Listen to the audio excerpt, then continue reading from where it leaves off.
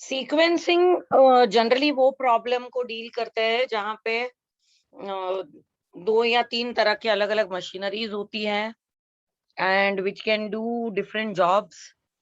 Every machinery, machine can do different jobs and it's already known how to do the job. तो उसमें कोई problem नहीं है। सारे मशीन्स को सारे जॉब्स करने आते हैं, लेकिन जॉब जो है वो एक ऑर्डर में मशीन में जाते हैं। मतलब एक मशीन में पहले जाएंगे फिर दूसरे में जाएंगे।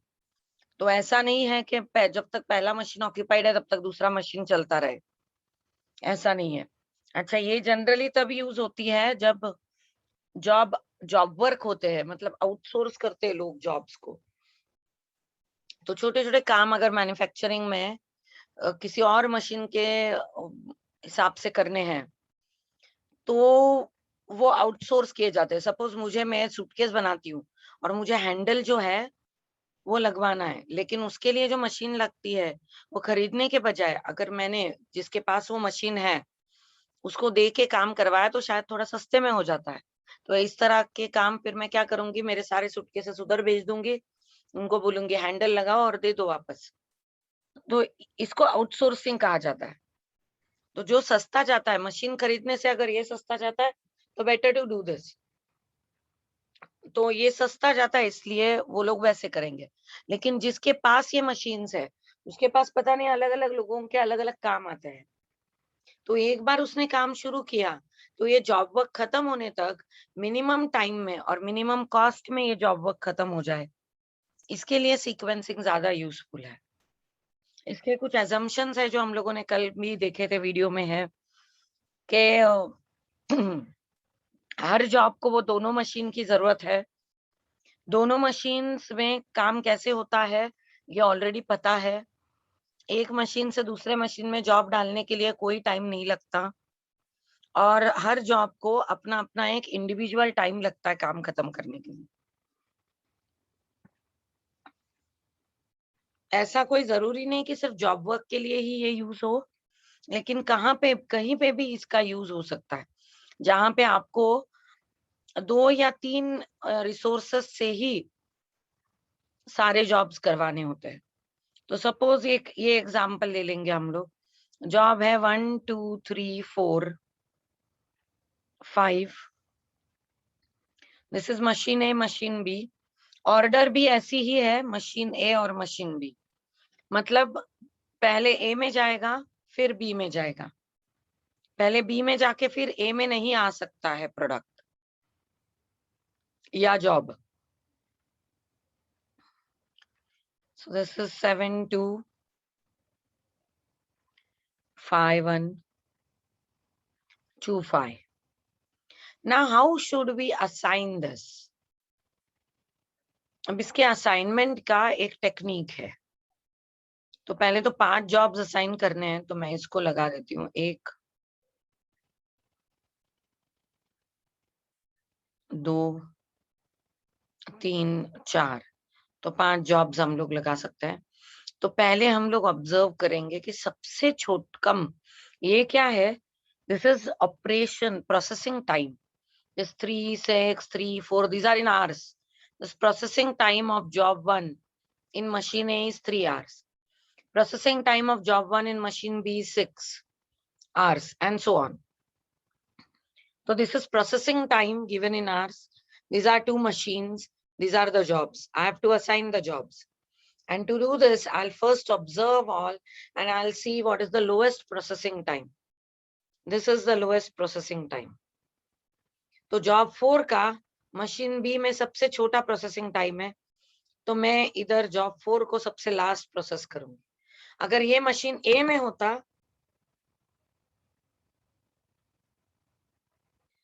तो मैं उन्हें सबसे पहले प्रोसेस करती।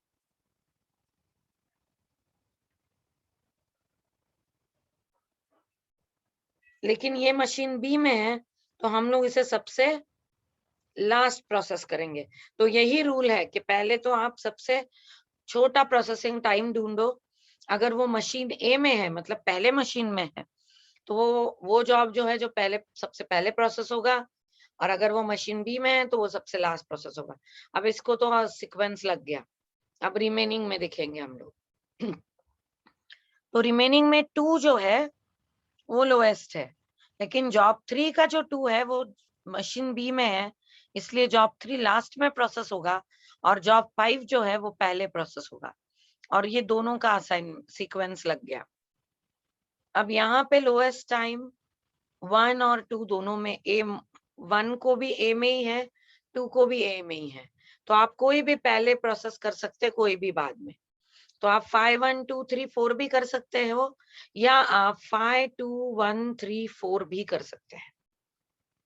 तो इस तरह से आपका प्रोसेसिंग टाइम लग गया है, आपका सीक्वेंस लग गया है। यहाँ तक सम सिर्फ आधा सॉल्व हुआ है, इसके आगे यहाँ पे सॉल्व होगा। अब हमको एक्चुअल टाइम निकालना है, तो मैं एक टेबल बनाऊंगी, job machine A, machine B,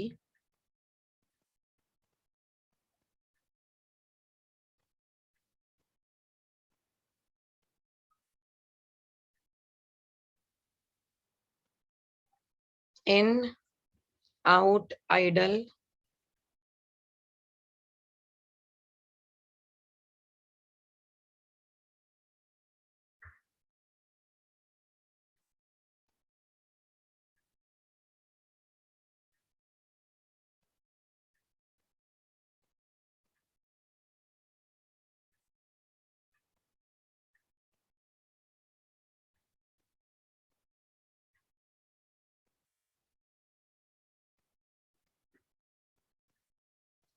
तो ये हम लोगों ने टेबल बना दिया है, इन आउट आइडल। अच्छा सॉरी, ये 2 ही मशीन्स है तो ये नहीं बनेगा।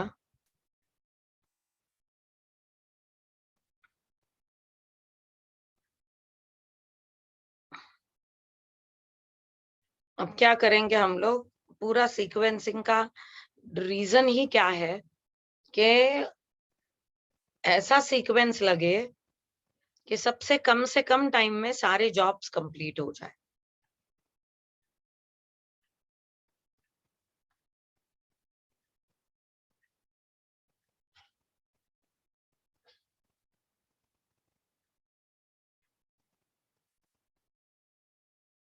तो जॉब 5 का मशीन में इन टाइम होगा 0th आवर।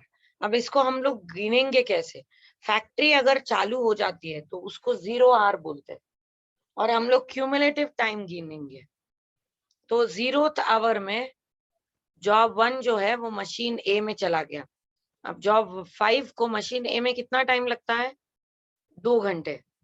तो 2 घंटे तक मशीन जॉब 5 पे काम करता रहा। फिर 2 घंटे बाद जॉब 1 जो है वो मशीन ए में चला गया।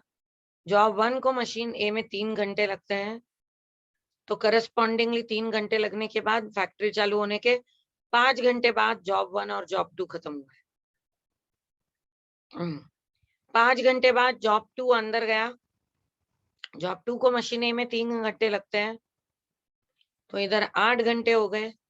जॉब 3 8 घंटे के बाद अंदर गया, उसे मशीन ए में 7 घंटे लगते हैं, तो इधर 15 घंटे हो गए।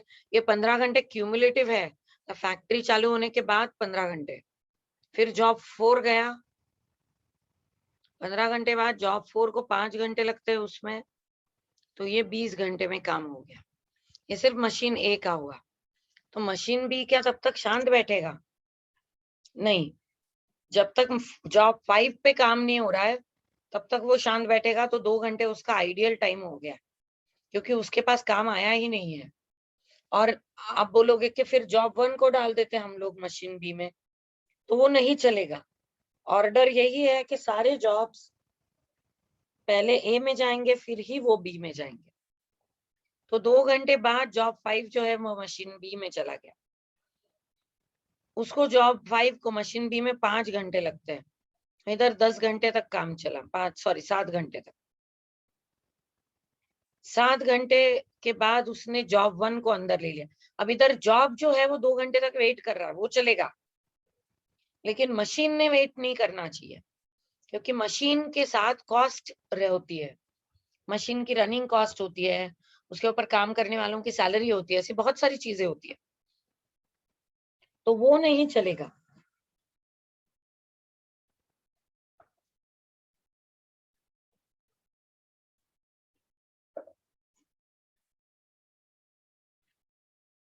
फिर 7 घंटे बाद जॉब 1 जो है वो मशीन बी में चला गया, तो जॉब 1 को मशीन बी में 6 घंटे लग रहे हैं, तो टोटल उसको इधर 13 घंटे लग गए। 13 घंटे बाद जॉब 2 जो है वो मशीन बी में चला गया, जॉब 2 को मशीन बी में 4 घंटे लग रहे हैं, इधर 17 घंटे हो गए। इधर कहीं पे भी मशीन बी वेट नहीं कर रहा है, यहाँ पे मशीन ए को भी वेट करने की जरूरत नहीं है। 17 घंटे बाद उसने जॉब 3 को अंदर ले लिया, जॉब 3 को मशीन बी पे 2 घंटे लग रहे हैं, तो 19 घंटे के बाद ये मशीन बी फ्री हुआ। लेकिन जॉब 4 को 20 घंटे तक वो फ्री नहीं हुआ, तो मैं तो मशीन बी जो है वो 1 घंटे के लिए ऐसे ही खाली बैठी रहेगी। फिर 20 आवर्स के बाद ये जॉब 4 जो है वो मशीन बी में आ जाएगा, यहाँ पे 20 होगा, और फिर जॉब 4 को मशीन बी में कितना टाइम लगता है, सिर्फ 1 ही घंटा, तो 21 आवर में काम खत्म हो गया। अब 1 घंटा तो ए को भी रुकना पड़ा है, क्योंकि काम शुरू हुआ 0 आवर पे, खत्म हुआ 21 आवर पे, लेकिन मशीन ए का काम 20 घंटे पे ही खत्म हो रहा है, तो 1 घंटा मशीन ए वेट कर रहा है और मशीन बी जो है वो 3 घंटे वेट कर रहा है। ये आइडियल टाइम हमको निकालना पड़ता है। This is total elapsed time, मतलब total time required to complete the whole job. Total elapsed time कितना है, 21 आवर्स। ए का आइडियल टाइम कितना है, 1 आवर, और बी का आइडियल टाइम 3 आवर्स।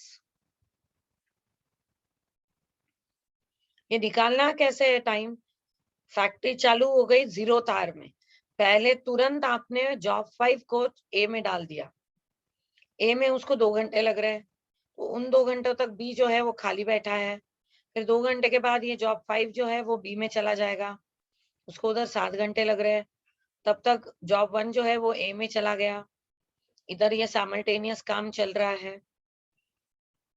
और फिर लास्ट जॉब को मशीन बी में 21 घंटे बाद वो पूरा असाइनमेंट कंप्लीट हो गया, इसको इधर 1 घंटा वेट करना पड़ा, क्योंकि फैक्ट्री तो चालू है, तो एक्सपेंडिचर चालू है, और इनको पूरा आइडियल टाइम 3 घंटे का मिला। दिस इज द कंप्लीट सम। तो हमको सम में करना क्या है, पहले तो सीक्वेंस लगा लेनी है, एक बार वो हो जाता है फिर आप इसको टाइम का वो स्टेटमेंट बनाओगे।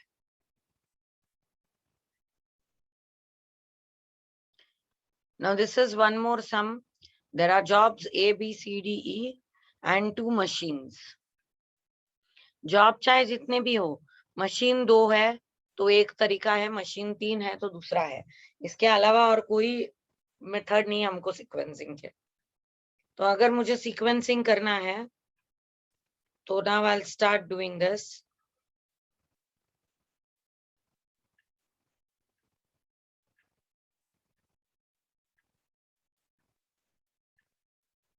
तो अब आपका फर्स्ट स्टेप होगा, इसमें से सबसे छोटा प्रोसेसिंग टाइम किसका है, these are all processing times in hours.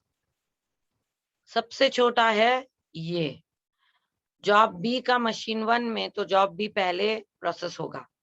अब जॉब बी का असाइन सीक्वेंस हो गया, फिर सब उसके बाद सबसे छोटा ये है जॉब ए का, सबसे छोटा मशीन 2 में जॉब ए सबसे लास्ट प्रोसेस होगा, तो जॉब ए भी हो गया।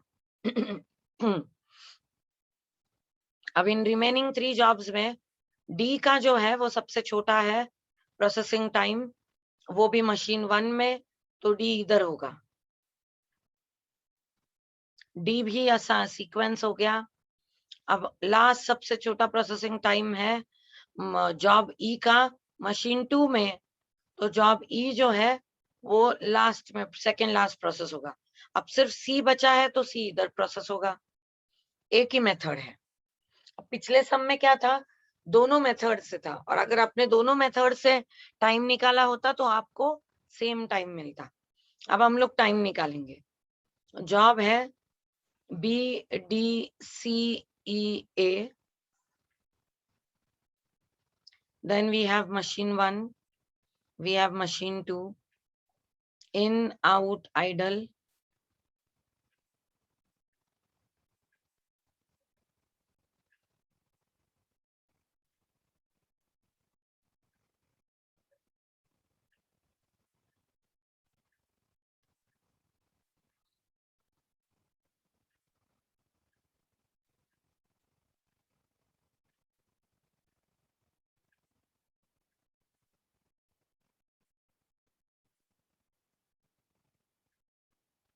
अब जॉब बी जो है वो मशीन 1 में पहले जाएगा 0th आवर में, और उसको मशीन 1 में 1 घंटा लगता है। उसे 1 घंटे के लिए मशीन 2 जो है वो आइडियल रहेगा।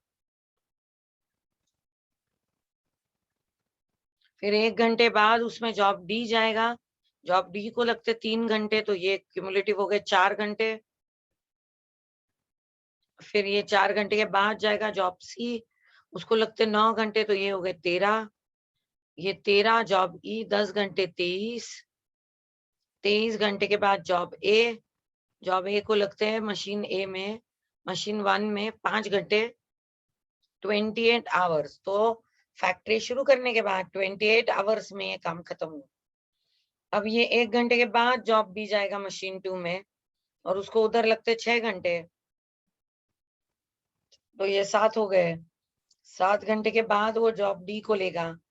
तो इधर जॉब वेट कर रहा है, कोई टेंशन नहीं है, लेकिन मशीन नहीं वेट करनी चाहिए। 7 घंटे के बाद डी गया, डी को लगता है 8 घंटे मशीन बी में, तो ये 15 हो गया। ये 15 घंटे के बाद सी को अंदर लेगा। सी को कितना टाइम लगता है मशीन 2 में? 7 घंटे 22।